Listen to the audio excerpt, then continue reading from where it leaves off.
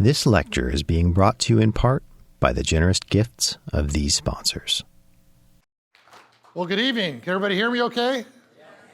It is a delight to be back in Ocala. I've been here a number of times. I actually got to speak here about 5 years ago on my Seamless City book. We had a great run in St. Pete when I was mayor. I loved that time of my life, 9 years of my life, and we had a lot of successes.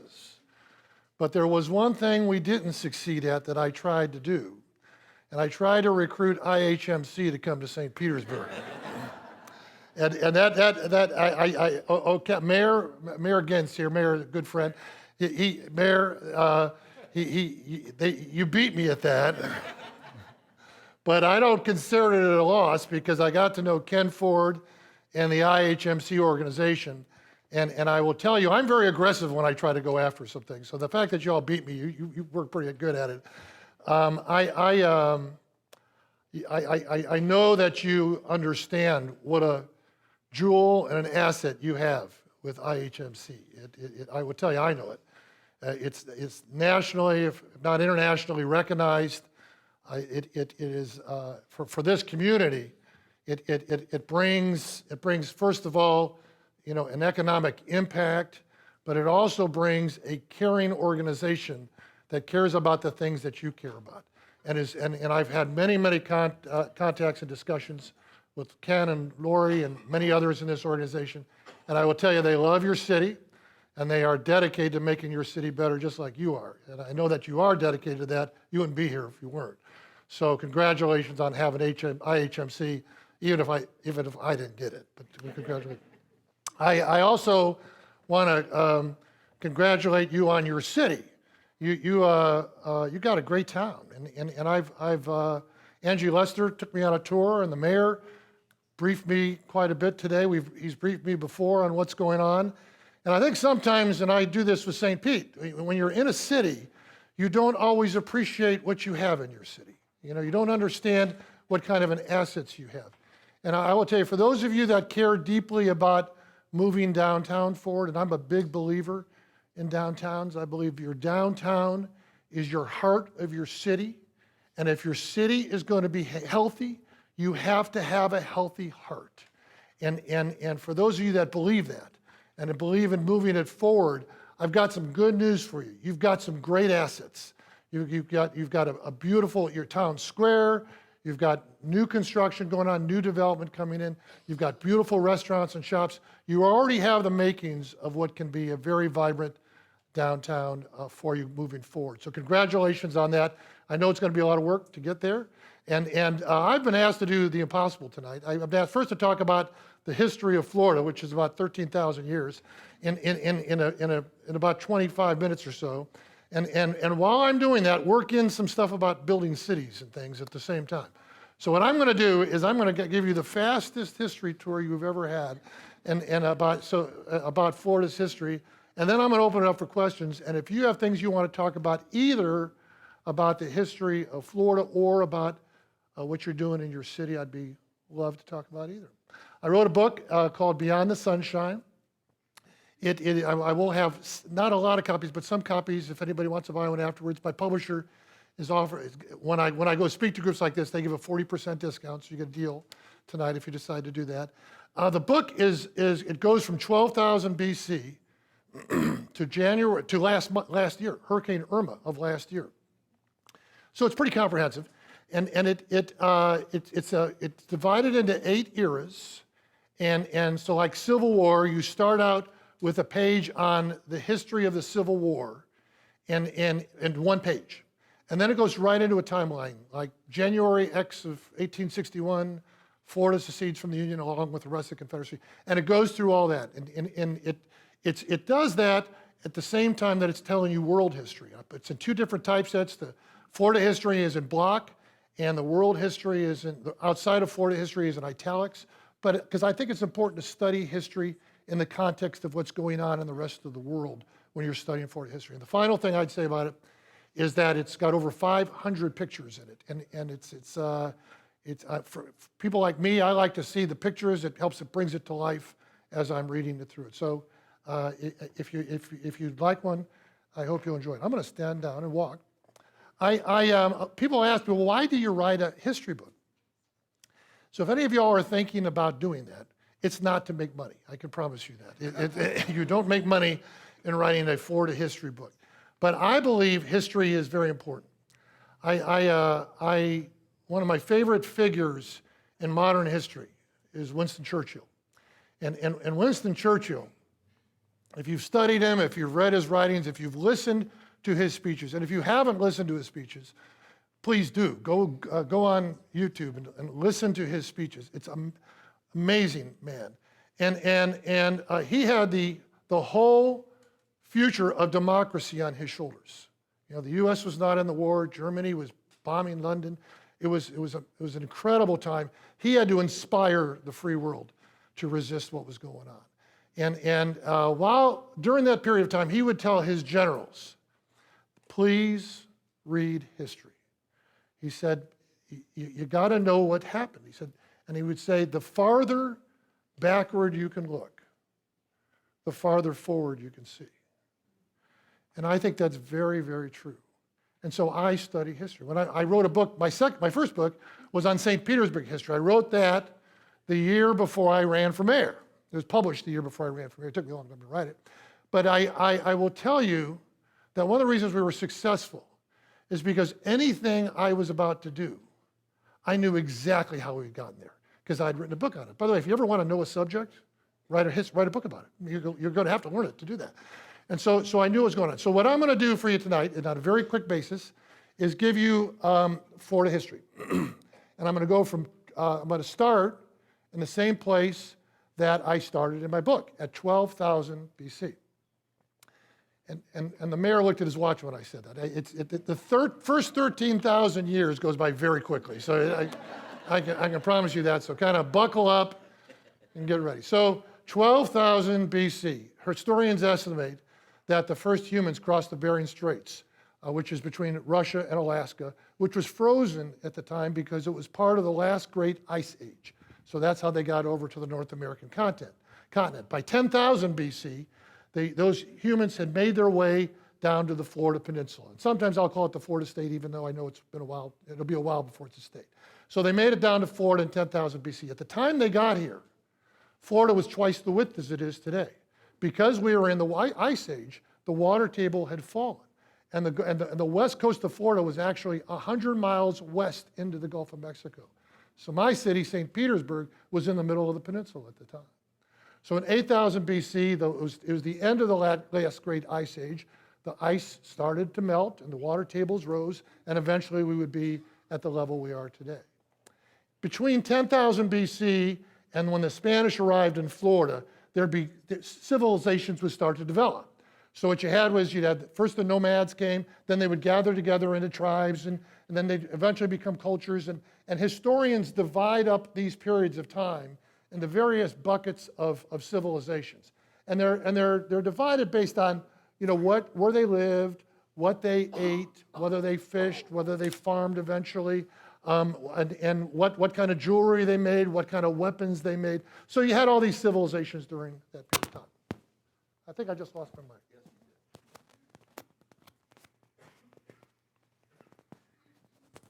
Is it on the right way? Okay, I just did that to see if you're paying attention. Okay, so various civilizations that had 10,000 years. 1492, Columbus sailed the ocean blue, right? Okay. So first of all, I want to point out I've just made it through 13,000 years, so the mayor can relax now. Columbus arrived, he came to the Bahamas, did not make it to Florida. 21 years later, in 1513, Ponce de Leon, under the order of the crown, arrived here. And he first arrived on the east coast of Florida, somewhere near the Cape area, and he came at Easter time. And it was the festival, it's the feast of the flowers. And because of that, he named it Florida after the flowers in Spanish. And we became La Florida. Ponce de Leon came back another time. At the time he arrived, in 1513, there were civilizations in Florida, and the historians estimate that there were somewhere between 100 and 300,000 people here, Native Americans in Florida, depends on which historians you read. And up in the right hand, up in the northeast part of the state, there were the Temeculans. On the east coast, near the Cape area, I think it's called AIS, A-I-S. And on the southeast, it was the Tequesta. In the Keys, it was the Matacumbi. In the southwest, or by the northwest, the Temecula were very large. They went into Georgia. On the southwest were the Calusa. They were very large as well during the Fort Myers area. Over by St. Petersburg, it was the Tocobagans. Up a little bit here, it was the Ocali. Up in the Big Bend area, it was the Appalachee, and then in Pensacola, it was the Pensacola. And there were others, but that was kind of the configurations. Lots of natives already here when Ponce de Leon arrived. Ponce de Leon's second trip here, he got into a fight with the Calusa down in southwest Florida. He was injured, and he died from his injuries. 1528, Panfilo de Narvaez brought 600 folks from Spain over, landed in what is now St. Petersburg. And he took 300 ashore, and after he took them ashore, he lost his boats. And they never reconnected his ships again. They wound up sailing back to Spain, and he had to figure out how to get somewhere from where he was in Florida at the time. His expedition wound up marching all the way around the Gulf Coast back to Mexico City. It became the first expedition, European expedition, to cross the continental United States by the Spanish. And it happened, started in St. Petersburg in Florida, went all the way around. Unfortunately, by the time they arrived, there were only 4 survivors of the expedition. There's a book that's written about it that's interesting to read. It's called The Brutal Journey. It was a brutal journey, and you ought to read it if you're interested in such things. Later on, Hernando de Soto came in 1539. He also kind of wandered his way around, went up the Mississippi. His group also wound up in Mexico again. He also did not survive. Narvaez didn't survive. De Soto did not survive. In 1565, Pedro Menendez came to what is now St. Augustine. He founded St. Augustine. It is America's oldest city, St. Augustine. I grew up partially in Indianapolis and Chicago. They never tell you that when you're reading the books of the North. They think it's some Jamestown or something, but it was actually St. Augustine was founded. At the time St. Augustine was founded, the Spanish created a series of missions going into the state towards Tallahassee. So they were really, while they were doing this here in Florida, as you all know, they were in Central America with the Incas and the Aztecs, and they were causing a lot of mayhem in Central America and South America at the time, and they're looking for gold. They're looking for gold and silver. And really, in the next 100 years, they didn't spend a lot of time, didn't bring a lot of people to Florida because they didn't find any silver and gold here. That was the thing they were doing. Now there were 2 things that the Spanish were doing back in the 1500s and 1600s. Number one is they wanted to bring Christianity to the New World. So they would establish missions, and they would try to convert the natives to Christians. And the second thing that they were doing was they were murdering people and killing them and stealing their silver and gold and bringing it back to Spain. Now, I have always seen those as 2 inconsistent objectives. But that was what was going on back then, the 1500s and the 1600s. And so they worked their way through the state. They did create some missions in the state, but really didn't have a lot of population in the state of Florida at that point. By the early 1700s, most of the natives had died off. And they died off either through conquest, but even more so because of disease, because of European diseases that the Spanish brought that the natives didn't have any resistance to. So by the early 1700s, again, some historians, by the way, I'm going to talk to you a lot about history and history facts and that sort of thing. And I will tell you, my belief is I've read books on history, I've studied books on history, I've written books on history, is I think history is at best a guess. So when we're trying to decide what happened at some time, I'm going to give you a lot of the facts, but it's based on our best estimates of what happened during those periods of time. I say that to say because when I've written books in the past, I take a lot of my history from newspaper accounts. And so I go back and I'll read a newspaper account from 100 years ago, and I take that as fact and history. And then I did that for my first book, and then I became mayor. And then I would read the history, the newspaper accounts about me. And it made me wonder whether it's a good idea to rely on that for history as we go forward. So So most of the natives by the early 1700s had died off. But at the same time, in like 1740s, the Creek Indians from Georgia and Alabama were being persecuted by British America, north of Florida. We were Spanish America at the time. And so they started fleeing into Florida, among other places. And so we had Creeks coming in, and they were called Cimarrones by the Spanish. And one interpretation of that word is runaways. They were leaving from British America at the time. And the Cimarrones became known as the Seminoles. And so the Seminoles arrived then in the early to mid 1700s. And they grew and they developed. In 1763, the French and Indian War in America. At the end of the French and Indian War, the French lost. Spain was an ally. Spain gave Florida in 1763 to Britain. And we wound up being British for 20 years. So if you think about it, you had Canada, you had British America, and then Florida became part of Britain. East and West Florida became part of Britain at the time. That only lasted for 20 years. In 1783, at the end of the American Revolution, which when Britain left the United States and the United States became an independent country, Britain gave Florida back to Spain. So again, in 1783, we became Spanish again. But it didn't last for a long time. The War of 1812 came, and many of you all know, 1814, Andrew Jackson was the hero of the Battle of New Orleans. After the war in 1818, Andrew Jackson was sent to Florida by Secretary of Defense Calhoun. And the reason is because there were ships, American ships, going up the Apalachicola River, and they had been attacked while they were in Spanish Florida by Spanish, by Native Americans, by African slaves that had escaped from the United States. So the Secretary of State Calhoun sent Andrew Jackson down to take care of that. Andrew Jackson was a pretty aggressive guy.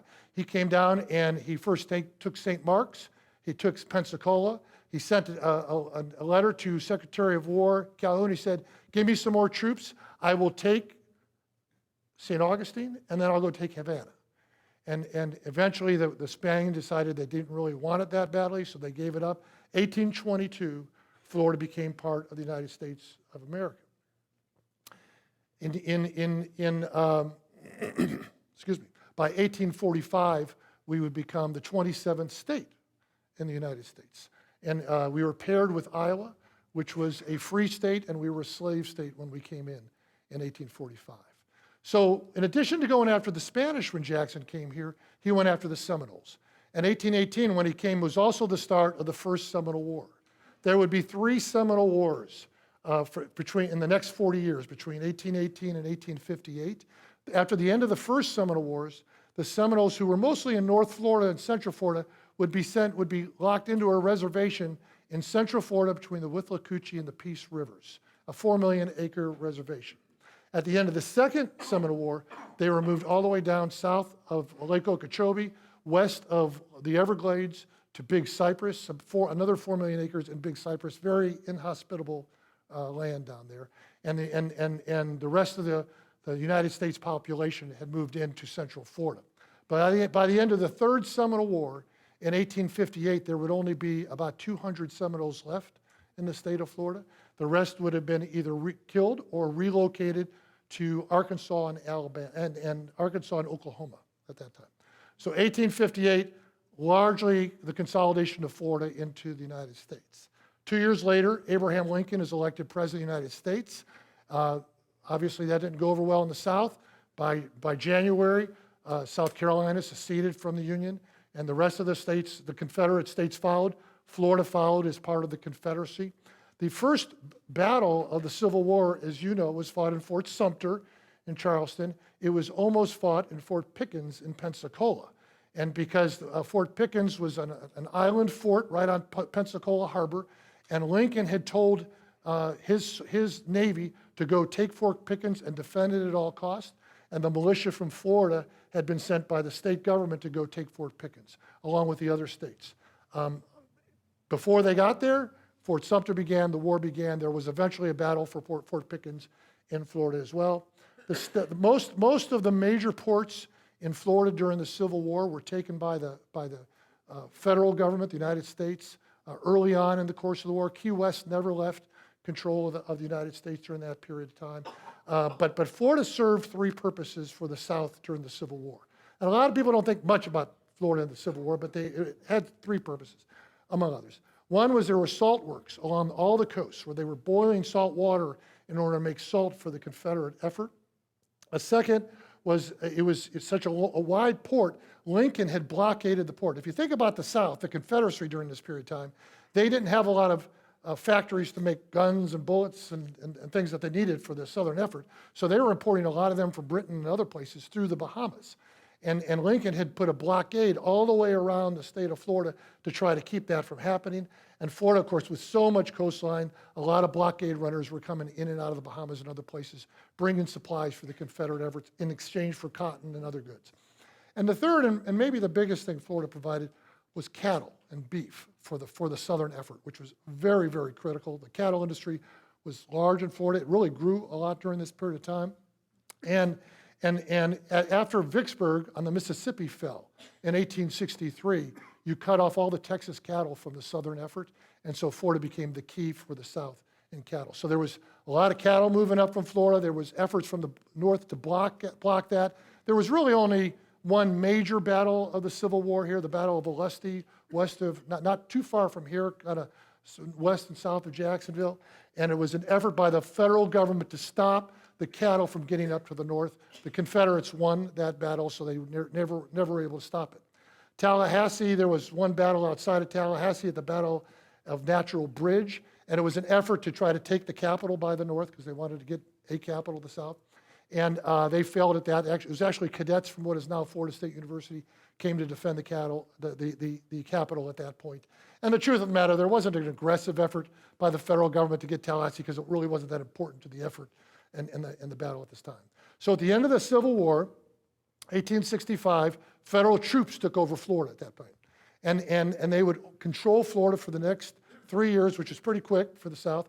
By 1868, they would leave Florida. It would be till like 1877, I think it was, when they left the rest of the South. So the federal troops did not stay in Florida a whole lot of period of time, but Florida had been devastated by the Civil War, as the whole South had been devastated by the Civil War. So they were broke. They had started one railroad in 1861, right at the beginning of the Civil War. The first major railroad went from Fernandina, north of Jacksonville, down to Cedar Key. And it was going to be a glorious railroad, except it opened within months of the Civil War starting, so it went into bankruptcy. The state of Florida had guaranteed the bonds, so the state could not pay the bonds that it had guaranteed. So it was a mess. In the 1870s, Florida was an economic mess. In 1881, Governor Bluxom and a fellow named Hamilton Diston cut a deal. And the deal was Hamilton Diston was from Philadelphia. He was a multimillionaire. At that time, that was pretty good. And he, Philadelphia, from a saw manufacturing fortune, he came down and he bought 1 million acres of land in the state of Florida he paid $1 million for 4 million acres of land in the state of Florida, 25 cents an acre. That'd be pretty good today. And it was mostly around north and west of Lake Okeechobee. And it was a lot of swampland. And there was an agreement to drain a lot of the swampland, create agriculture and other things for the state of Florida. The $1 million that Bluxom got was able to get the Internal Improvement Fund financially right. And so he could then turn and use that money to guarantee other railroad bonds for people like Flagler, who wanted to develop a railroad all the way down the East Coast. And Flagler did develop a railroad, as most of us know, down the East Coast. And Flagler, I think, is one of the most impactful figures in Florida history. He just doggedly went from Jacksonville to St. Augustine, Palm Beach, all the way down, and these were really little cow towns at best at the time. All the way by the 1920s, he made it all the way to Key West with the railroad. It cost a lot of lives of workers along the way and cost a fortune to do it, but he created this railroad and connectivity to the north by having the railroad. And Henry Plant, of course, brought the railroad into Central Florida, to the Tampa area, down into Southwest Florida. Others like Hamilton Diston brought the railroad to St. Petersburg. The 1880s became the railroad boom era, but it was fueled by this loan that Flagler, that by this buyout by Hamilton Diston that he provided the state with money at the time. Now, what Hamilton Diston was, he had a dream that a lot of Floridians at this time shared. And they wanted to create an agricultural industry for the state of Florida. If you're a state in the 1800s, agriculture is a big, big, big industry, and you have to have a breadbasket and also something for your economy. So what their plan was to do this. You've got the Kissimmee River and all the lakes around Orlando, north of Lake Okeechobee, and there's a lot of swampland in that area. Went down into at that time it flowed down into Lake Okeechobee. Lake Okeechobee is a very shallow lake, and it just flowed in the rainy season flowed over the ridge of Lake Okeechobee to the south and flowed down into the Everglades, as it's called, a river of grass, all the way down into Florida Bay. And that was the ecosystem of the Everglades at the time. So what they wanted to do is they wanted to drain much of that so they could create an agricultural industry and a cattle industry and an orange groves and everything else. So what they did is they started out by straightening out the Kissimmee River north of Lake Okeechobee, running canals connecting all these lakes to it. So as the water went into the canals, because they were drainage ponds, then went into Lake Kissimmee and then drained down in Lake Okeechobee. And then the idea was to create a canal that linked the St. Lucie River over to the Atlantic Ocean. So he built a canal to the St. Lucie River east of the Okeechobee to the Atlantic, and then a canal on the Caloosahatchee River to the west out into the Gulf of Mexico. And then build 3 more canals down to Palm Beach, Fort Lauderdale, and Miami to kind of drain it all down into the Atlantic. At the same time, while you're draining the land, create water storage areas south of the lake so you could use that water for the agricultural industry and eventually for the urban area of southeast Florida that would grow into be millions and millions and millions of people. So it really was pushed. It started by Diston, but he didn't finish it. 1905, we had a governor elected named Napoleon Bonaparte Broward. And the name should tell you everything you need to know about Napoleon Bonaparte. He was actually a gun runner to Cuba at one point, and had a lot of colorful jobs in his career. But he became governor of Florida, and he really decided he was going to finish the job, and he did. All those canals and everything I just described to you are in place. They were built largely at that period of time, in the first 20 years of the 1900s, and they drained it. The sugar industry came, other agricultural industries came, north the cattle industry came, huge cattle ranches, orange groves came, and we really created an engine of an agricultural industry which really fueled the state for the beginning part of the 1900s. Now, it would be some time before we really appreciated as a society what that did to the ecosystem of the Everglades. And of course, by 1947, The River of Grass was written by Marjorie Stoneman Douglas. Did I say that right? Which helped alert people to the fact that we had messed up, maybe. And so we started an effort really in the late. The Everglades National Park was created at the same time, and we started an effort at that period of time to try to bring it back. It's an effort that we continue to work on today, and I think it's a very important effort for the state to try to fix that. Recognize the agriculture industry was and remains a very important industry in the state of Florida, but we've got to do even better than we've done at trying to help. For instance, in 1928, while we did all this, and I won't go too much into this, but when you create an agriculture industry, you fertilize it, and that creates nitrogen that then flows into the water supply, that flows into the Everglades, and it becomes nutrient rich, and it grows exotics like cattails and other things that choke off the natural ecosystem that you've got going. And the other thing we did was we built the Tamiami Trail in 1928, which became a dam to keep water from going into Florida Bay, which is another very precious ecosystem.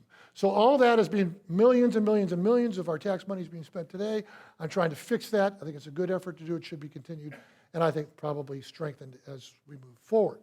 So that all happened in the 1800s, early 1900s, and what the railroads did for us as a state is it created a boom for the state. People can now get here. people couldn't get here before, so they could get here now. So when Flagler was building all these railroads, he was building major, gorgeous hotels all the way down so people could come stay. Plant built some gorgeous hotels. And all of a sudden, Florida became a place with the sun where people from the north could come and enjoy and be part of. So the state started to really grow and boom, and we hit the 1920s boom. 1920s boom is my favorite. By the way, keep looking at that. It doesn't mean anything compared to what I'm saying. It's just cycling through and just something that distracts you if you get tired looking at me. So the 1920s boom just was really fueled at this period of time, and both by the tourists coming in and by land speculation. And we had people would come down, tourists would come down, and we would subdivide our cities into lots more than you could ever sell. It was estimated that we subdivided Florida into 20 million lots, right? We've only just gotten 20 million people a couple years ago. And so 20 million lots at the time, but they were selling them as investments. Does that sound familiar? And so in the 20s, we had the lot boom, and the lots started going crazy. At one point, the St. Pete Times Sunday edition had 95 pages of real estate ads in the St. Pete Times. 95 pages of real estate ads. Miami, the Miami number of building permits in 1925 was 13 times the number of building permits in 1920. That was the kind of boom that we had going on in the state of Florida. And what we all know about Florida history is that there's going to be a boom. And then there's going to be a bust, right? And that is just as certain as you get up in the morning, that's going to happen in the state of Florida. What you don't know is when it's going to happen, how deep it's going to go, and how long it's going to take you to dig out of it. That's what you don't know. But you know there's going to be a bust. So the lot sales were going up and up and up and up and up and up and up and up, and then all of a sudden in value. And by the way, while these lot sales were going up in value, the cities, like St. Petersburg, I won't say Ocala, because neither you or I were responsible back then. So the city started saying, hey, I got all this value of real estate. I can bond against it. And I can build roads and sewers and bridges and whatever I want because I got all this value behind it.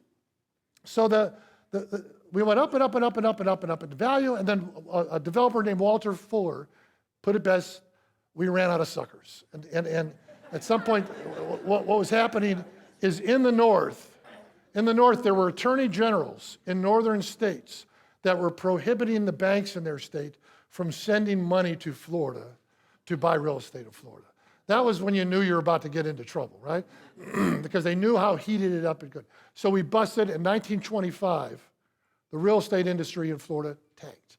And it was 2/3 of the cities in the state defaulted on their bonds. I think something like, I'm going to get the number right, but hundreds of banks failed during that period of time. And I'm a child of Great Depression children, so I've heard the stories over the years around the country. Florida busted bad. And when a bank busted in 1932, there was no FDIC. So if you had money in that bank, you just lost everything you had. So they were all, in St. Petersburg, my city, every bank in the city went bankrupt during that period of time.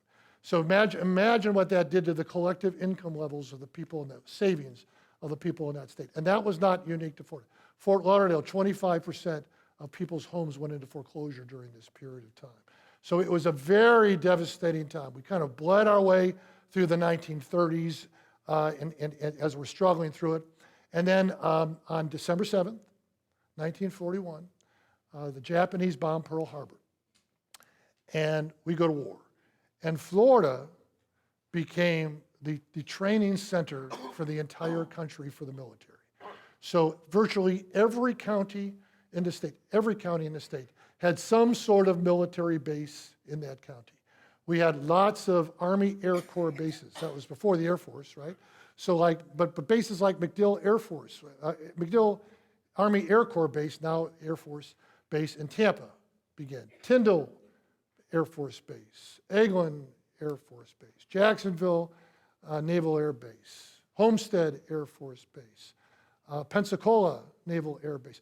All these really big bases now, but also most of the counties, what is now your airport was an Army Air Corps base at that point. St. Petersburg, our airport was an Army Air Corps base at that point. So there were hundreds of thousands of military trainees coming into the state at the time, and it wound up being a good thing economically for the state because it brought money with it. And then after the war, they came back, and some of the businesses, military industries came back at the same time as well. So you wind up with this influx in the state, and we really started to prosper after the end of World War II as a result of that. Now, also after the war, in 1950, Hitler had experimented with V-2 rockets during the war. Fortunately, he didn't get it done in time, and the first V-2 took off from Cape Canaveral in 1950, and by 1957. The Russians put a satellite into orbit, Sputnik, and then the next year we responded. We're now full-fledged in the space race, and we responded through rockets taking off in Florida at Cape Canaveral and the growth of that area. 1958, NASA is formed, and you really develop an industry. We go into the Mercury programs in the 1960s. John Kennedy says we're going to the moon. We go into the Apollo programs, and the west coast of Florida just expands during that period of time. The Space Coast developed such a great engine in the state during that period of time. Also during that period of time, our tourism industry shifted. We used to be mostly a state that was big on the sun. People would come down here for the sun. After the war, it became more and more for the beach. And you see all the coastal islands became beach hotels built all on up during the 50s, 60s, 70s, during that period of time. In 1971, Disney World came to Orlando, changed the whole epicenter of tourism in the state, and what a thriving, strong industry that it became. Something that people don't always think about is Social Security was put in place under FDR, and then at the same time, companies were starting to do pension plans and defined benefit plans and contribution plans, and all of a sudden by the 1960s and 70s, retirees didn't used to have disposable income when they retired. All of a sudden now retirees have disposable income, so you don't have to live in Pittsburgh anymore. So you can move down to Florida with your retirement income. And by the 1990s, retirement income coming into the Florida amounted to $55 billion a year annually. And that is a major, major industry. Also during this period of time, our cities started to take off. You know, our cities were never really competitive with northern cities at the time, but we've seen, especially in the last 15 years, a movement towards re-urbanization in the country, and the major cities around the state of Florida have become major national cities during that period of time. It's reflected by the skyscrapers, it's reflected by the professional sports teams, and a lot of other things. So I've covered a lot of area. Brought us up today, but I think I'm going to pause and stop for a second. Thank you.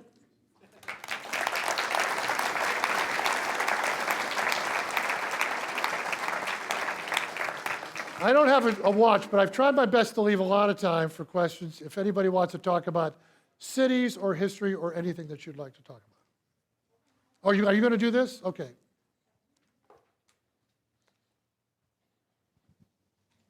I guess we're supposed to wait for the mic. You had a question over there. Questions? Where do you have your Well, there's one there and there's one over there. Okay. It's not on. Okay.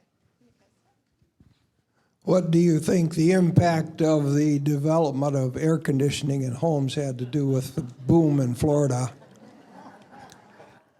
Yeah, you know, when you get 25 minutes for 12,000 years, it's hard to get everything, but you're right. Gorey invented what became the air conditioner in Apalachicola. And I want to say it was about 1851, I think it was, that he first invented it. It really didn't get commercialized. Carrier took it at the turn of the century and began to add a compressor to it and dehumidifier to it. But even that, it was really the 1950s before it started to see some use. And then post-war, it came alive. Yeah, there's no doubt that many of us would not want to live here if you didn't have air conditioning. And the real, if you watch the spike in the growth of Florida's population and history, and you track it to how many air conditioners, what percentage of the community have air conditioners, there's a direct correlation to that. There's no doubt about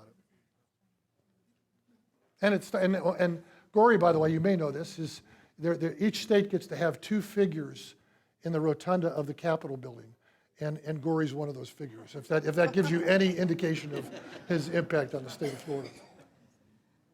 Are there any questions in the back? Yeah, right here.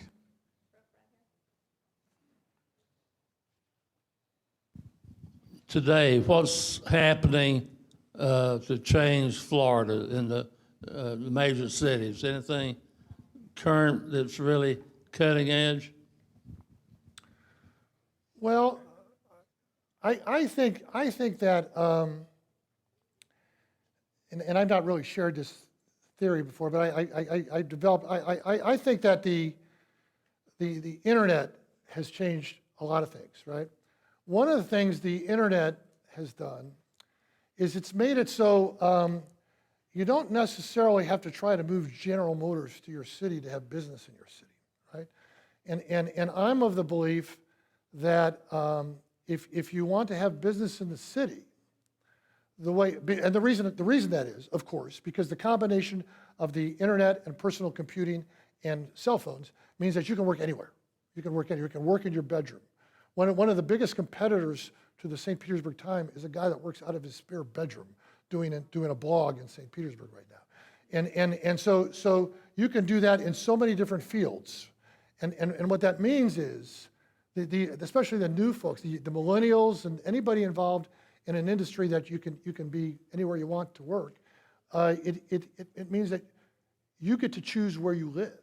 You don't have to go to the company headquarters to work. And so what that means, in my mind, and this was my philosophy as mayor, by the way, is if you want to bring business, you first create an incredible quality of life for the city where you live. And that means things like dog parks and skateboard parks and trees and bicycle paths and a vibrant, active downtown. That's where the millennials want to be. And you create those kind of amenities, and then they come. And St. Pete, if you've watched, we've had great success. The great success was led by a lot of things, but one of them was the residential came first.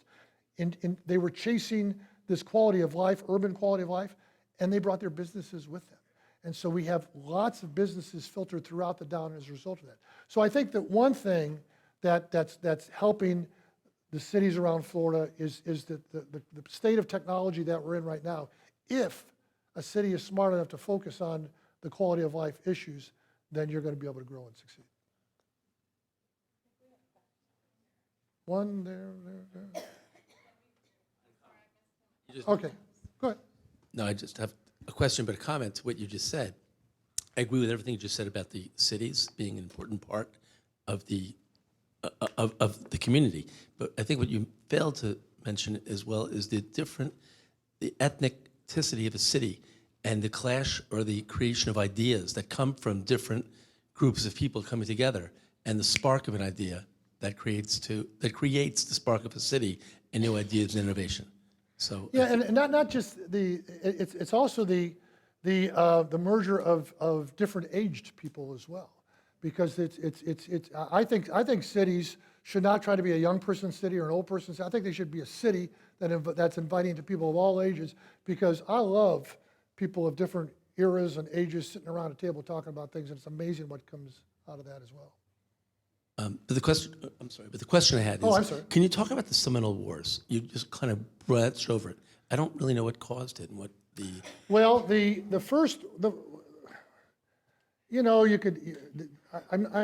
could probably get into a very philosophical discussion of what caused them. At the end of the day, I think Andrew Jackson in American history was probably the strongest proponent of manifest destiny, right? And so he really had encouraged Polk, who was a disciple of his, and Polk really took over most of the West, Texas, California, and all that. And so I really think at its root, Andrew Jackson wanted Florida to be part of the United States. And so he came down, and he was sent down by Calhoun initially to try to quell the the attacks on U.S. shipping on the Apalachicola River, and that sprung into the Seminole War, the first Seminole War. The second Seminole War, after the Seminoles were moved to the reservation that I talked about, was sparked when Major Francis Dade up in Bushnell was bringing troops in what I believe was part of the Seminole Reservation territory. And he was attacked by the Seminoles, and his entire group was wiped out and killed at that point. And that sparked the second Seminole War. And the third one was, there really wasn't as many folks there, but the third one was sparked by a similar incursion into Big Cypress down in Florida. But I think at the end of the day, the United States just wanted the Florida.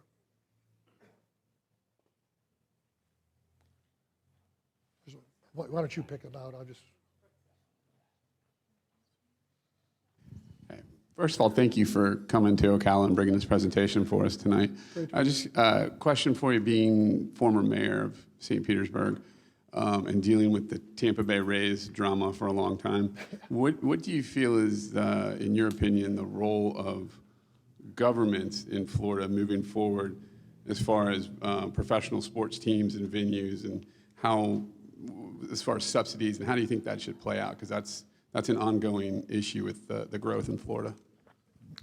Yeah, I think it's, and I'm going to just kind of pull it up a notch to say, what is the role of government in general to try to stimulate any kind of economic development? And because really, the role of when you're building stadiums or you're supporting stadiums, you're doing things like that, your objective is for the government to support an effort that they hope will build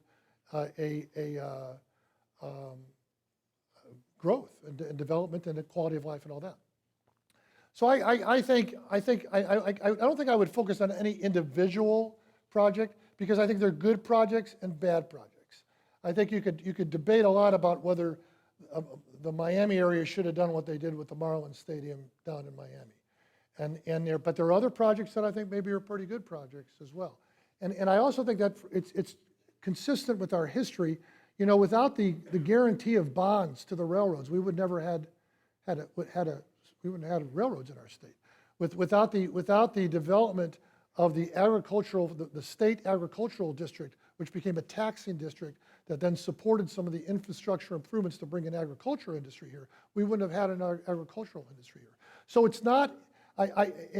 Florida has always been, a magnet for risk takers, and risk takers of who built. Walt Disney. Walt Disney had a lot of incentives, to come to the state of Florida, right? But he was a risk taker. It was a big risk to take to bring Disney into Florida. It was a big risk for Flagler to bring that railroad, put his steel fortune on the line to do that. And so I think it's appropriate for the state, whatever the government level is, for the right deal to come along. That doesn't mean every deal is the right deal. So I think the government needs to look at those. And I did some and I didn't do some when I was mayor. But I was trying to be careful and to make sure that I thought the taxpayer was going to get the bang for the buck. And I think in the area of sports arenas, often that may not be the case, but sometimes it could be. I know that seems like I'm wishy-washy, but I hate to make a blanket sweep of stuff, because there are deals I would do, and there are deals I would not do. She's tried for a long time right there. So. I'm going to tag on the last question. On Sunday, 60 Minutes had a lengthy interview with a Dutch engineer on how the Dutch are tackling issues of storm damage, how they've built dikes, and how they're protecting their country through engineering, instead of spending all their money on FEMA and giving money to people whose homes are ruined. How can Florida, a coast where vast majority of people live on the coast, protect itself in the future from rising sea levels? Yeah, I guess I don't know that it's an either-or thing. I don't think we're going to quit spending money on FEMA and replacing homes anytime soon, no matter what we do. I think we're going to continue to have to do that, and we're going to continue to need to do that.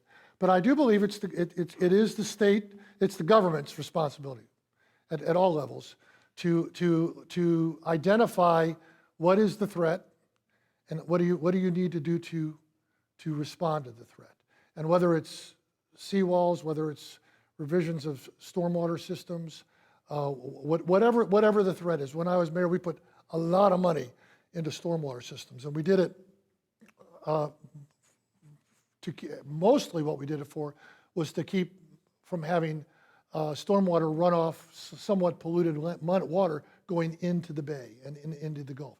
You want to be able to percolate it through the ground system and do that. So it's incumbent upon the state to first to identify where it is, and what's happened down in Miami Beach is going to be different than what's maybe happened in St. Pete or Tallahassee or whatever. But it's who's going to do it if it's not the government? It's got to be the government's job. I'll pick, but I don't have a mic, so there's somebody right there and somebody way in the back too.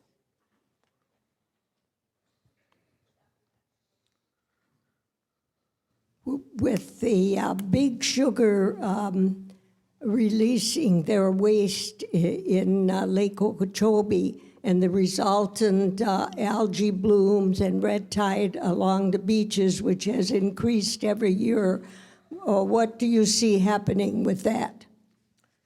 Yeah, first I'm just going to be neutral on the premise to your question, but I will say that what we need to be doing as a state, and I chaired the Water Congress for Florida when I was mayor, and I'm a very strong environmental guy, and I believe that we need to figure out a way to do a better job of restoring the Kissimmee waterway ecosystem to its health.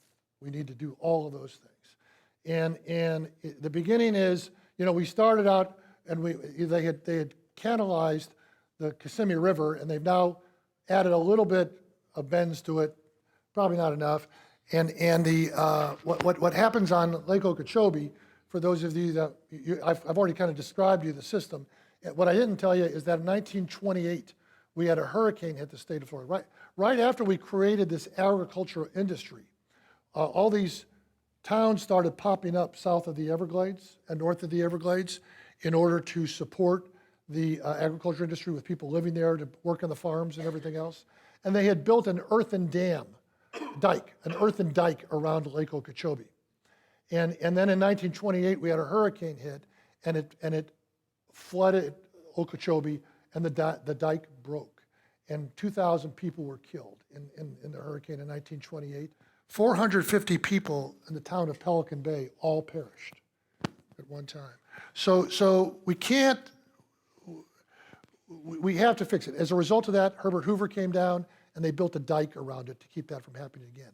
But the ecosystem has got to be to the point where you're treating water going in north of the lake. Like there's a lot of open septic systems north of the lake as well. It's not just and it's not just the agricultural industry. There's a lot going on here, and there's a lot of open septic systems north of the lake. There is a lot of nitrogen coming from fertilizer north of the lake, coming into the lake. That makes the algae blooms, that generates it, that goes out. That's got to go somewhere, so it goes out. So we have to address all the issues all at the same time, and we also have to provide enough water for the 10 million or so people in lower east coast of Florida to be able to have water, and for the agriculture industry, which remains an important industry for the state, and to provide water for the Everglades and the ecosystem. And I'm of the belief that you can do that. It ain't cheap, and it's not easy to do, but we can do it, and we need to be, and we've had 3 governors that really made a tremendous focus to try to do that. We need to re-energize that again, I think, as a state, because I told you that I believe that one of the keys to Florida has been the entrepreneurial spirit of the people, and I believe that to be true, and we shouldn't do things to diminish that entrepreneur. We should support it. But the other key to the history of Florida has been that the success of our state has always been tied to the health of our land. People come here because they love the weather, they love the beaches, they love the lakes, they love the Everglades, they love the natural. And if we screw that, people are going to quit coming here. And so the Everglades is probably the biggest, most complicated piece of that. But I'm completely with you that needs to be addressed. Yes, sir. Is there I'm not an MD, so I'm not coming from that angle, but is there a limit to the amount of growth that we can allow or force into the southeast coast, similar to what goes on the California coast. They have terrible water shortage problems. You were on the water board. Are there practical limits to how far this can go? Well, is there a limit to people that come in? I think we should have stopped people from coming in 1966 after I got here, right? and I think most people that are in Florida feel the same way, right? So I don't know how you do that, but I do believe your more acute question is on the water issue, and the water issue is Right. The water issue is there's also a stormwater issue, which is a water runoff issue. There is a sewer water issue, and the condition of our sewer systems and our pipes and all that are issues. I will tell you from a water perspective. I believe that we for a long time we've had too easy water in Florida, and I think that what we need to do is, and of course, I ran a water utility in my city, and then I was on the board of Tampa Bay Water, which provides all the water for the Bay Area, and then I chaired the Water Congress. So I'm really studied water, which is I never dreamed in my life I would do. But I will tell you, based on that, I think that there's a lot of low-hanging fruit in water reuse of water and water conservation. I think we waste a lot of water. They don't waste water in the Bahamas or in the Bermuda. They don't waste water there. And there's a lot there's a lot of low-hanging fruit in those two areas. And I'm not talking drinking potty water as people that are against it talk about. I'm talking about just bringing it back and putting it in your sprinkler systems throughout and reusing your water as reclaimed water throughout your community. I think we can do a lot to do that. Also, what's going to happen naturally, and what is happening naturally in Florida, is the price-demand curve takes over. And as water prices go up, which is happening, people are conserving more. And we saw that in our city. St. Petersburg is a pretty big town. It's a much bigger town it's about 265,000 people, much bigger than it was in 1970. It uses less water today collectively than it used in 1970. And so you can with the right reuse systems, with the right conservation systems, just replacing your toilets can do an awful lot. And there's a lot we can do in the conservation and the reuse area, I think. Now, when I was on the board, we built a desal plant, 25 million gallon a day desal plant. That's a very expensive way to do it. You're kind of working against yourself because the energy costs associated with that, energy use, which also has a carbon footprint associated with it. The energy use has a significant impact on what you're doing there. So that's a long answer to the question. But I think, I'm not one that's saying, okay, we should stop people from coming. I don't know how you do it anyways. But I do think that we can do a better job with our water supply that we got. And that goes across a lot of areas. I actually think, and I know you're trying to hook me off. I actually think that increased density is a good thing.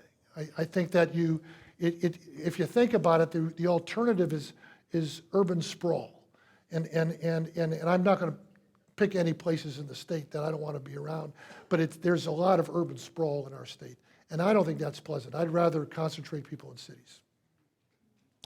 So, ladies and gentlemen, we're going to have one more question here in the back, and that will be the last question, and then I invite you all to meet Rick around the corner before you leave. And I look forward to seeing you all on October 30th with Jonathan Clark. It's going to be wonderful. He was a flight surgeon on 7 shuttles, I believe, and has quite a lot of stories to tell about the future of space tourism at this point in time. So we look forward to seeing you on the 30th. One more question, and we'll see you with Rick later. Okay, Thanks. I fought for you to get the questions, so make it easy for me, okay? Okay. So earlier you mentioned that the French and Indian War. How does it affect the Florida history? Well, at the end of the French and Indian War in 1763? Yeah, 1763. In 1763, the French lost. Spanish were their allies, so Florida became British. Florida was given to British at the end of that war. So for a 20-year period of time, we wound up becoming Britain as a direct result of the French and Indian War. Great question. Thank you all for having me.